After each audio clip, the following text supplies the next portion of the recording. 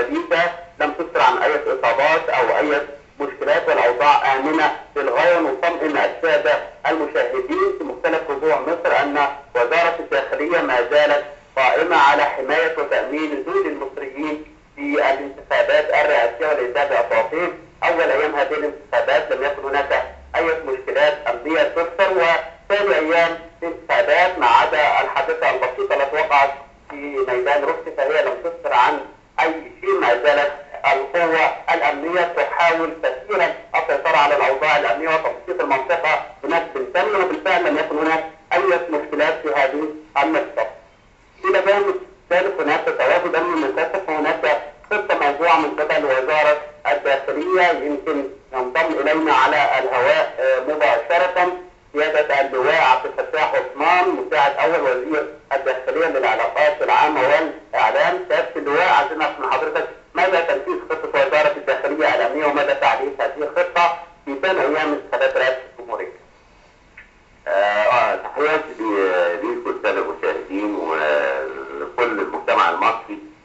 انهم ان شاء الله بهذا العرس الديمقراطي الخطه الامنيه قامت محاورها على تامين لجان الانتخاب والمقار الانتخابيه والمحاور المؤديه اليها، واكتملت عناصرها بتامين اللجان مساء اثناء وجود الصناديق تعقب قيام الساده المستشارين بتجميع كافه النوافذ والابواب والصناديق بالجمع وضع خاتمهم عليه وقيامهم بالاستماع صباحا.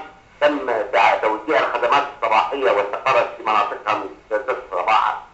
قوات الشرطه وقوات القوات المسلحه تقوم باتخاذ كافه التدابير الامنيه اللازمه لتامين كافه المواطنين المترددين على اللجان.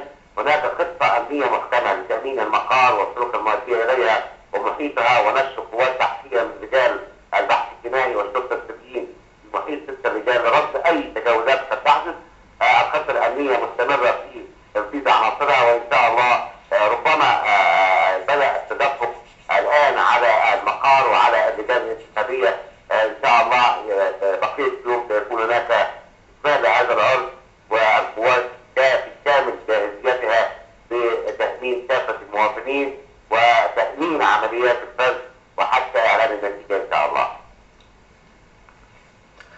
شكرا حماده العربي لك ولضيفك الكريم.